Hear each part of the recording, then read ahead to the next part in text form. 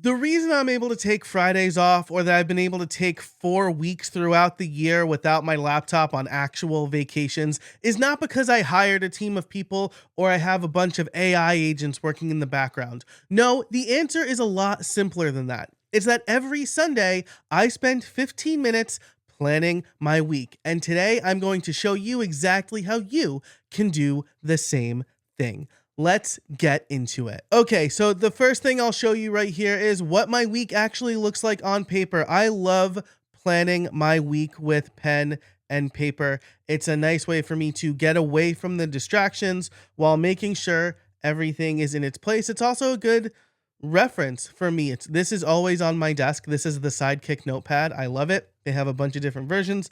I like the one with the task list on the right and then a big open dot grid on the left. So the way I've laid this page out from left to right is over on the left, I have my appointments for the week. I look at my actual calendar for this and I write down all of my meetings, any family stuff, when my wife is working, and if I have coverage those days, because that's really important. If I know that she's working on a Wednesday and I don't have any coverage, so once my kids get home from school, or if my daughter doesn't have school, then I'm going to be unable to work that day. And that needs to fall into the calculus of what I'm going to get done in a week. Right under the appointments is a task list by number. So I only set out to do 3 tasks every day. That means at most I am doing 15 things in a week, which is indicative of what you see over here on the major tasks. So I will write out my major tasks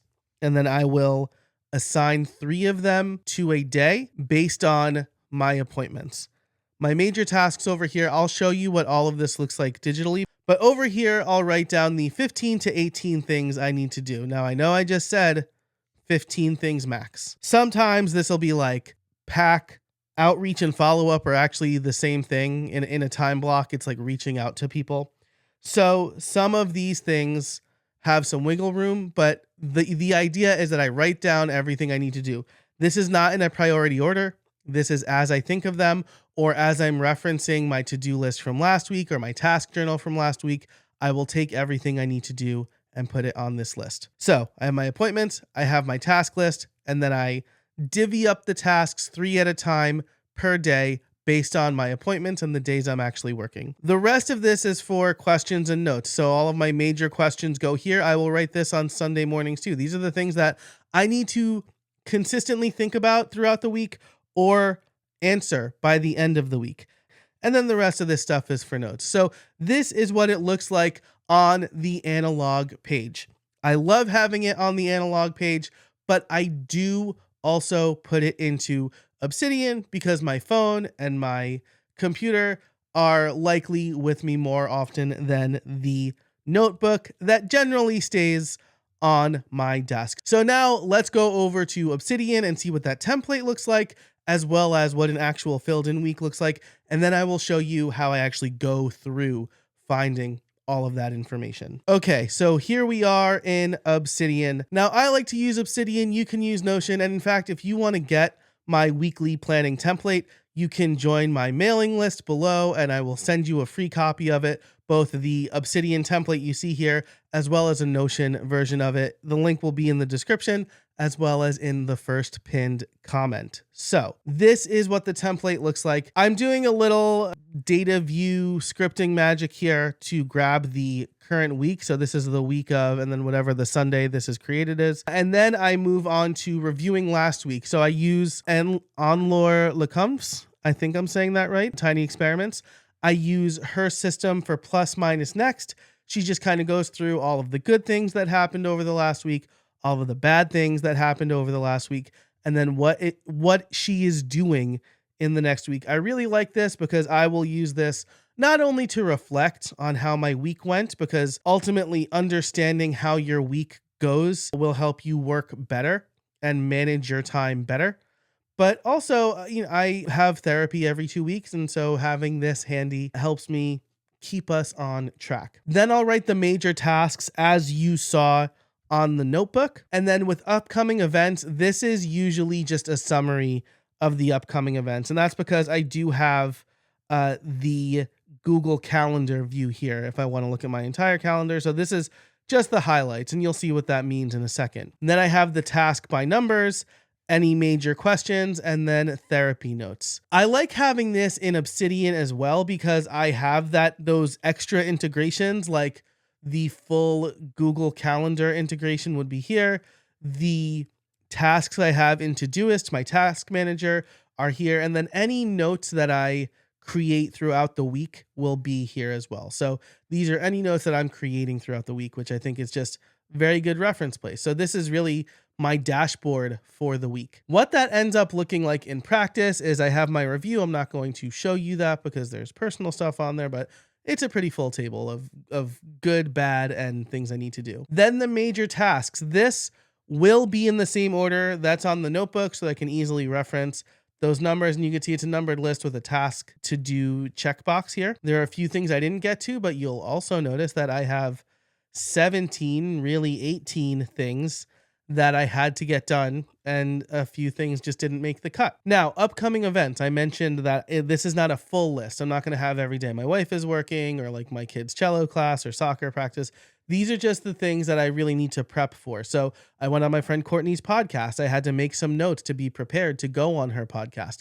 The other thing that you see here is I had an RSS.com training that I had to prep for, and then I had a live coaching call with Wizards Guild. So it was a pretty full week as far as things I had to do. Then you see the task by numbers. Because this was a pretty full week and some of these didn't require a lot of time, so the HSA email that I had to write didn't require a ton of time. Packing for my parents didn't require a ton of time. I decided to do the 3 I had to get done and then bonus tasks on the days where I thought I might have extra time if I ended up getting to them. Pack for mom and dad's was a bonus task. That's actually just a personal task. So it wasn't like part of my work day, if that makes sense. Then I had my major questions. Those are also tasks, my therapy notes, and then the events for the week and my tasks in Todoist, and then the daily notes. So that's what everything looks like in Obsidian.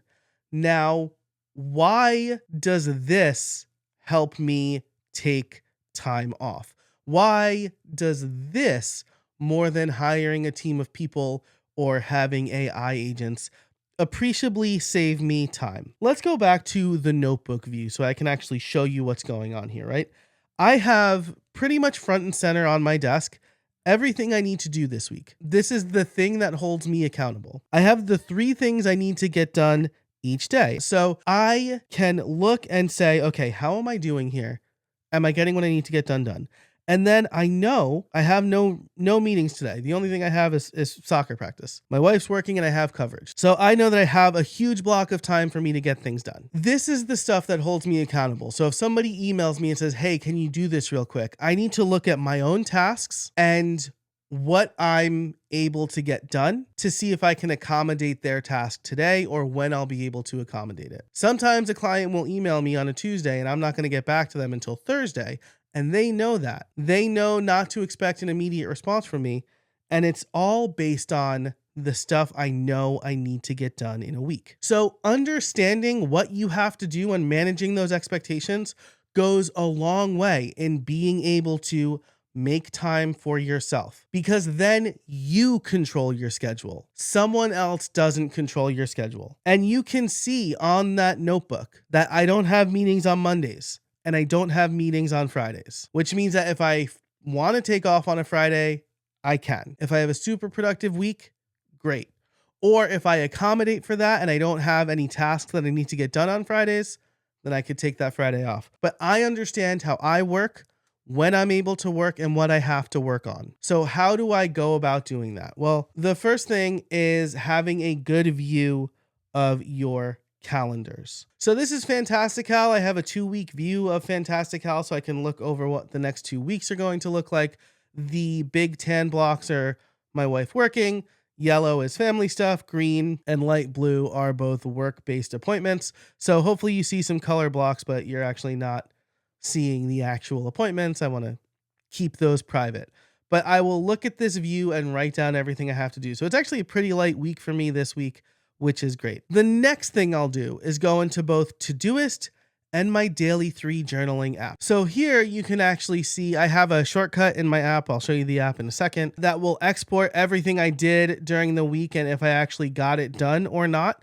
So this is the main place I'll go to get an overview of all the tasks I was able to do in daily 3. So this is like the stuff that I was supposed to do but never got to. Sometimes the shortcut runs before like I actually got all of this stuff done, or I will reference my weekly note to look at everything that I was supposed to do. For example, with these major tasks, I might see everything I got done, and then I would maybe roll over the case study and the page for automations foundations. During this planning, it's time for me to determine what the actual important projects are. The other thing I like to do is inside of my Daily 3 app, this is an app that I, full disclosure, vibe coded with Xcode and Claude, is go to the archive and then kind of review how I did. One of the important things about the task journaling system is that you check in with your progress and completion. And so if I see in that log, oh, wow, there was a day where I didn't get anything done. What was happening? Oh, I didn't get good sleep, right? Or, oh, it was just like a day where I had a bunch of fires, or my kid was sick and I couldn't work as much.